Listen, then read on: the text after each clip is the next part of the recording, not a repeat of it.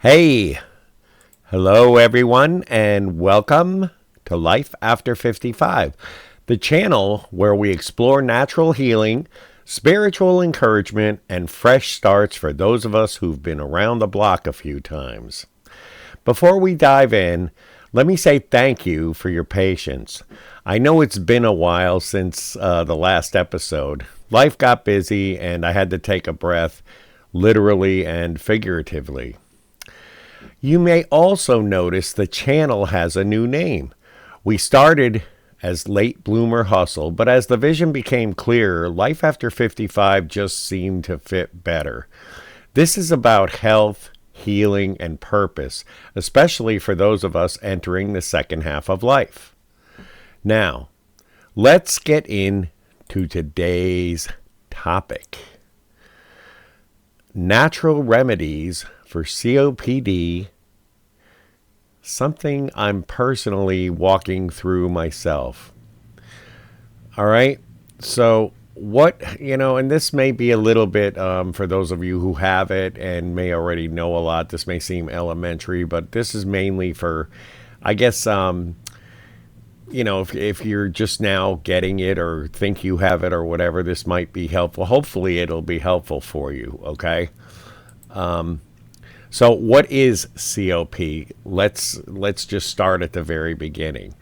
First of all, COPD stands for chronic obstructive pulmonary disease, and it's a progressive lung condition that makes it harder to breathe, and it makes it harder and harder as time goes on to breathe. And excuse me, it includes diseases like, see, I have it too, so I know of what I speak. I've been diagnosed with moderate COPD, which is, more than the beginning stage.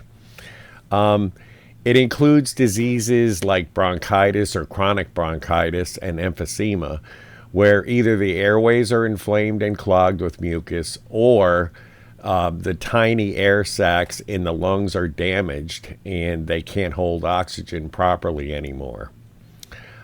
People with COPD often deal with shortness of breath, chest tightness, constant fatigue, and it can affect everything from your energy to your mood. And believe me, it does. Just for me, walking through like a Walmart or a big Walmart, it's like exhausting. It is. I have to usually stop a few times and take a breather. I'm not on oxygen or anything yet. Hopefully I don't get there. I'm hoping between my natural remedies and kind of taking care of myself better than I have in the past, that I don't wind up on oxygen, but who knows.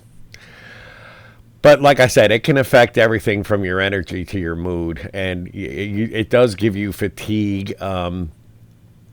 I find myself like usually 3-4 o'clock in the afternoon, I'm ready for a nap when I never used to be. And I used to at first attribute that to it's just I'm getting older. But, once I was diagnosed, I realized it's more than just getting older. So that's pretty much what it is. What causes COPD? There's a lot of things, and most people associate COPD with smoking. And yeah, definitely smoking is the number one cause of COPD, but there are other causes too. One of them is like long-term exposure to secondhand smoke, air pollution, chemical fumes, on the job, or job site dust, and especially like if you're working in construction. If you're working in auto repair or a manufacturing plant of some sort, those are things you're breathing in constantly, and over time, those things can affect, and cause COPD. Some people inherit a genetic condition called alpha-1 antitrypsin, or trypsin, I should say. Let me say that again: alpha-1 antitrypsin deficiency. That's a condition that makes the lungs more vulnerable, even if you've never smoked before. In my case, it's likely a mix of environmental exposure, and family history. My dad had bad lungs, and I think I inherited some of that from him, but certainly not blaming him for anything. I mean, I could have taken better care of myself throughout my life, definitely. So I put it all on me. But that's neither here nor there. But anyway, so those are basically the main causes of COPD, and let's get into what does a doctor prescribe typically for somebody who's diagnosed with COPD. They usually start treatment with inhalers and bronchodilators to help open up your airways, and I've used them. I still have an inhaler. I don't have a bronchodilator, but I do have an inhaler. And sometimes I do use it. I try not to use it, but every now and then I do have to use it. And excuse me, that's part of it, is the mucus. But anyway, excuse me, and I'm sorry, that was gross. But yeah, I have an inhaler, and like I said, I try not to use it, and I do use it when I have to. But again, I try to keep that at a minimum. Some people may be prescribed steroids. That helps reduce inflammation. And then there's other people that are more severe who are, prescribed oxygen therapy and more, and those are people, again, in more advanced stages. There's also pulmonary rehab. And of course, if you're smoking, or you're still smoking, quitting is always the first thing the doctor's going to tell you. He's going to ask you how long you smoked, and then he's going to tell you you need to stop immediately. And look, I'm not against medication when it's needed. I'm not. I just told you I have an inhaler. But I do believe also that natural remedies can play a powerful and a supporting role in how one deals with and lives with COPD. And and again, I'm not a doctor or anything, so this is just me and my journey through this. And as within the last 5 years or so, I've gotten more and more and more into natural healing and natural remedies rather than prescriptions and big pharma. I've come to, I'm just not so sold on big pharma anymore. And I overall I have lived a pretty healthy life. I haven't lived it. I've been healthy. I've been blessed with good health all my life. I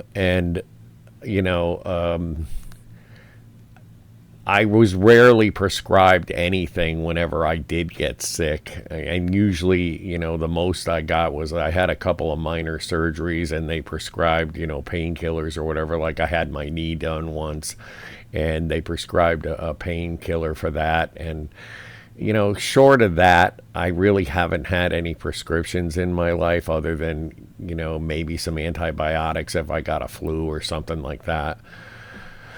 But again, I mean, medicine does have its place. I just tend to try to steer away from it as much as I can. And I try to go with natural remedies, which is why, like I say, in the last 5 years or so, I've gotten more and more into it, and I've read more about it, and I've tried more things.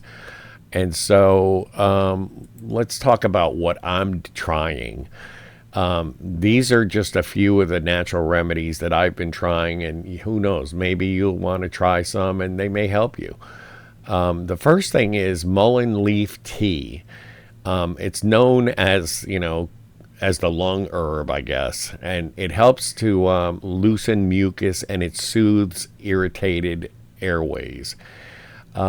The way you use it, at least the way I use it, is you've got to take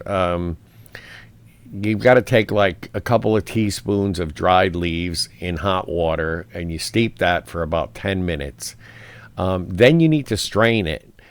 I know it's kind of a lot extra work than just slapping a Lipton tea bag or something into a cup of hot water, but You do have to strain it because mullein, the plant itself, has these little hairs on it, and that gets into the tea that you buy. So my recommendation is to get some cheesecloth or something like that, where you make sure you strain all those little hairs out or whatever, because if you don't, you're going to wind up with a very, very, very, very, very scratchy throat, and it's not going to be pleasant. Trust me, I'm speaking from experience. Um, Once again, I thought I knew better, but apparently I didn't. But I learned. Anyways, you got to steep that for 10 minutes, strain it well, and then sip it slowly. Um, it takes a little getting used to be honest, but it's like anything else. People drink alcohol, and if you remember the very first drink you ever had or the very first beer you had, it was disgusting.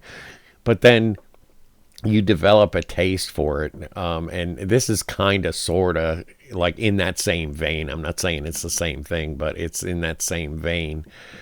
And you do get used to it, and it does help. At least it helps me. And again, I'm not a doctor, so if you're thinking of doing any of this stuff, I would strongly advise going to see your doctor first and asking them and seeing what they say or recommend for your particular case.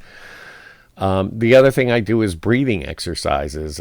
Pursed lip breathing is one of the things the doctor told me I should do. And to do that, you've got to inhale through your nose like that. And then you exhale slowly through pursed lips, like you're blowing out a candle or something. So it's like,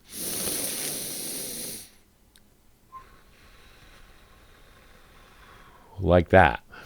I do that. I try to do that for like about 5 minutes, here and there throughout the day. I do it in the morning, and I do it after breakfast, and throughout the day here and there whenever I feel, like doing it, hoping that it helps. It slows your breath. The ultimate thing here with pursed lip breathing is it slows your breath, and it helps you feel more in control. And to me, maybe it's just a placebo thing or whatever, but I think it helps. And another thing I do is I do steam therapy, and by that I mean like a vaporizer. I was told to boil water and add a couple drops of eucalyptus or peppermint oil and breathe in the steam. Basically, I use what you call it, I can't think of the machine thing there. You know what I'm talking about? The thing that a vaporizer. That's it. I couldn't think. Sorry, I was having a senior moment there. Anyways, yeah, I do that, and I throw some Vicks Vapo Rub in there, and I'm not plugging Vicks or anything like that. I'm just saying that's what I use. It's the thing I know, and it's easy for me to find at CVS or Walgreens or whatever, and Walmart, whatever, and I get it, and I use that. And if you do that for a couple minutes in the morning, especially like if you're feeling really congested, it does help. And to sit there and just breathe that in for, I don't know, I do it for like 15 minutes, 10-15 minutes. And it to me, it helps. It opens up my airways, it seems, and I can breathe easier. And then another thing the doctor may tell you to do is, or what I do, I should say, and even the doctor told me that, he asked me if I exercise, and I said, not really, I don't. I'm a bookkeeper, and I drive rideshare, so I'm basically sitting all the time. But he said, you should try at least taking a walk. And it's, again, in the beginning of this, I told you, just walking through a Walmart is tiring for me, so it's not like I can go hike the Appalachian Trail or anything like that. But even a short walk or some seated stretches, it helps your lungs stay active, and it keeps your energy level up a little bit. And it has helped me as far as, like, remember I told you earlier that I take a nap like every day around 3 or 4. When I take a walk or something, and again, I should take more walks than I do, even short walks. But it just, first of all, where I live, there's not really any place to walk. There's no sidewalks around here or anything. That's not to say I couldn't go to a park and walk around or whatever, and I just haven't done it. And that's on me. But anyways, walking is good because the times that I do it, it helps. I feel a little bit more energized, and I don't have to take a nap at 3 o'clock. Sometimes I can go to 5.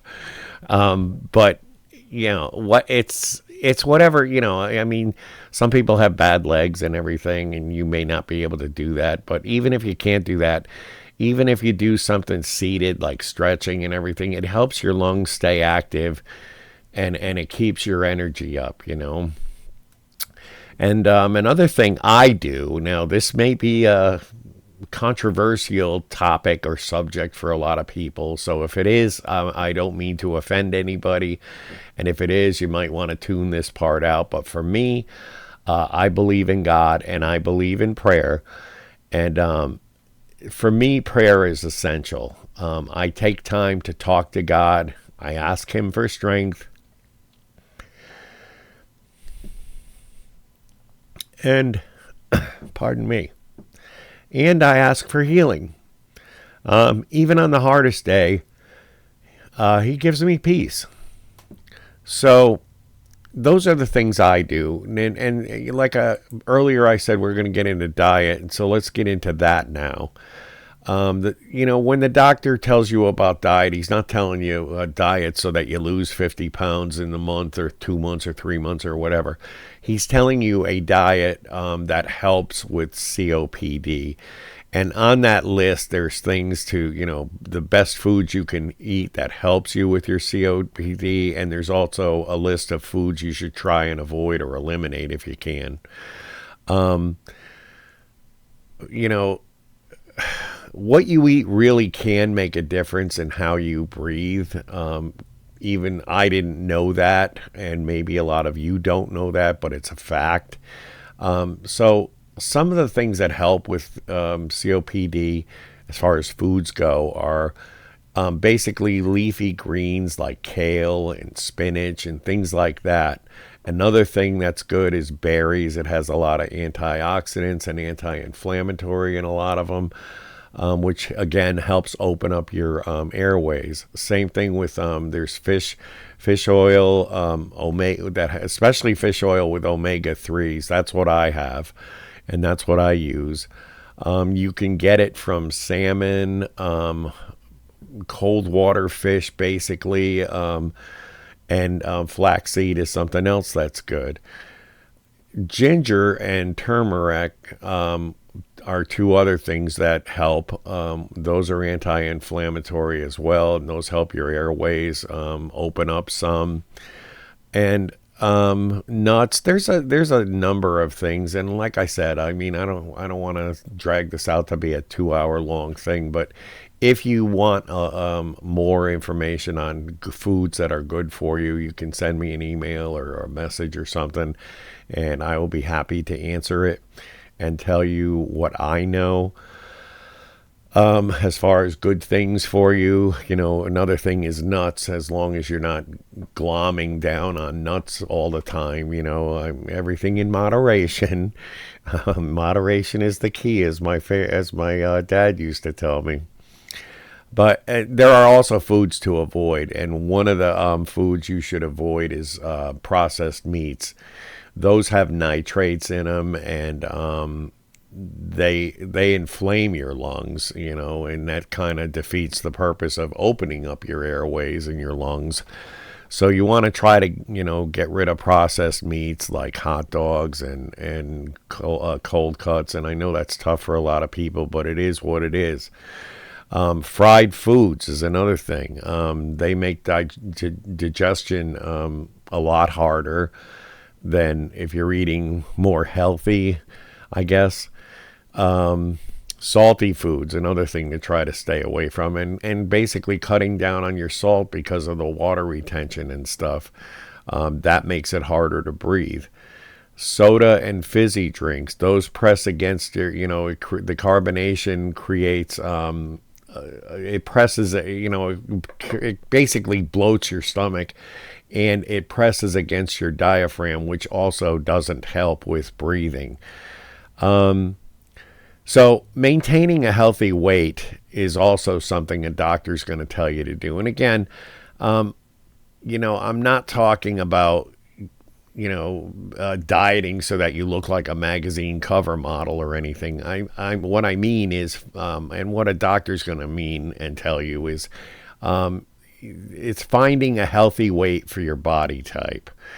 Something that's sustainable, that helps you breathe easier and helps you live better.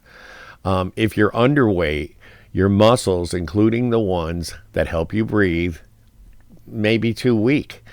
If you're overweight, your lungs have to work harder, and then they really have to. So that's the importance of maintaining an ideal weight for whatever your body type is.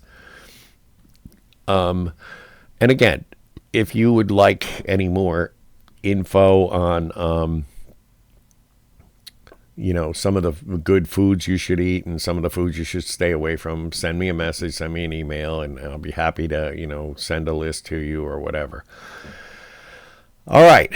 So that's going to do it for pretty much this episode. Before we wrap up, I just wanted to take a minute and share a verse that's brought me comfort on this journey. The verse is from Matthew 4, and it's verse 23. And if you have a Bible, feel free to turn to Matthew 4, verse 23. Hang on a second. I'm going to grab my Bible. But anyways, like I said, if you do have your Bible, turn with me to the book of Matthew, the 4th chapter, and the 23rd verse. And what this verse says, and I'm reading from the King James Version here, but what the verse says is, Jesus went about all Galilee, teaching in their synagogues and preaching the gospel of the kingdom, and healing all manner of sickness and all manner of disease among the people. That verse to me, and there's many verses in the Bible that talk about healing and everything, but it reminds me, that healing was a big part of Jesus's ministry when he was on this earth, and I believe it still is. Jesus brought people back from the dead. Lazarus, he himself beat the grave, and he healed many people. There's many instances in the Bible where he healed people. People touched him and they were healed. He cleansed lepers. So I certainly believe in prayer, and maybe I don't expect Jesus to just, wave a magic wand and heal me of this. A lot of it is things I did and that I shouldn't have done. I did smoke earlier in life, and, that's something I did to destroy my own body, and so I don't expect Jesus to say, hey, no problem, I do think that there's a price to pay for the choices we make in life, and this is one of the ones for me. I'm not saying it is for anybody else. I'm just talking strictly about myself. But anyhow, like getting back to what I was saying, I don't expect Jesus to wave a magic wand and just heal me, tonight or tomorrow or next week or month or whatever. I just believe that, he'll help me through it, and he'll heal me to the extent that he feels is necessary, I guess. And again, that's just my opinion and the way I see it. I'm not saying that's gospel or anything, so don't take it like that. Just apply it to your own life. So all right, enough about that. I know, again, a lot of people don't believe and whatever, may be turned off by that, and if you are, I apologize, but that's just me. Okay, so in our next episode, we're going to talk about natural remedies for arthritis. That's another condition that many of us are learning to live with as we age. And again, there's something else that I'm starting to deal with on top of this. But anyways, if this episode helped you or resonated with you at all or gave you hope, please do a few things for me, okay? First of all, like the video. Next, subscribe to the channel. And again, if you subscribe, when I start dropping new episodes, I'm going to try to drop at least one every week. But if you subscribe to the channel, you'll be notified of when that happens. So you'll be one of the first on your block to listen to me again. And again, if it resonated with you, or if you know anybody that this might help, please share it with them, and hopefully we can help them. What the bottom line is, we're trying to build a community here, and I want this to turn into a place where we can encourage each other. We can share what's working. If you've got something that works for you, I'd be thrilled to hear about it, and I would try it more than likely. I mean, if it's something crazy, I'm not going to try it. But seriously, we can share what's working for ourselves, and we can explore natural remedies together, and that's what this is all about. So just remember, if you need prayer, if you want help finding something I mentioned today, or just want to talk, leave a comment or send me a message. My email should be easy to find. And if it's not, it's what is it? It's lifeafter55channel@gmail.com. So you can send me an email, and I do read whatever comes to me, and I answer pretty much all of it, unless it's something insane or whatever. Okay, so just know you're not alone in this, and until next time, breathe deeply, or actually through your nose. Stay hopeful, and remember, life after 55 isn't the end. It's not. I'm a lot further along than 55. I'm not going to say how old I am, but I'm way past 55. Anyways. Life after 55 is not the end. It's a brand new beginning, and that's kind of how I look at it, and I stay encouraged. And I guess I've always been the guy that's kind of the glass is half full kind of person. But being miserable in life doesn't help anything. And if you're somebody who's ill with anything, it just makes it worse. And, the older you get, and I'm sure a lot of you can relate to this, the older you get, the more you realize life on this earth is short. Your time on this earth is, I remember when I was a kid, to me, it seemed forever before I turned 16 to get my driver's license. And then 16 came, and the next thing you know, I'm 20. The next thing you know, I'm 30. The next thing you know, I'm 40. Life just seems to go faster and faster the older you get. Before you know, look at it. Today is June 3rd. We're already halfway through this year. We're at the halfway mark. It seems like we just started the year. We just got done with income taxes and stuff. But anyways, keep your chin up. I'm here to help and encourage, and hopefully get a smile or a laugh out of some of you or all of you. And I just want to say God bless you all, and I will see you in the next episode. Thanks again for watching, and hopefully you're here for the next one. Bye-bye.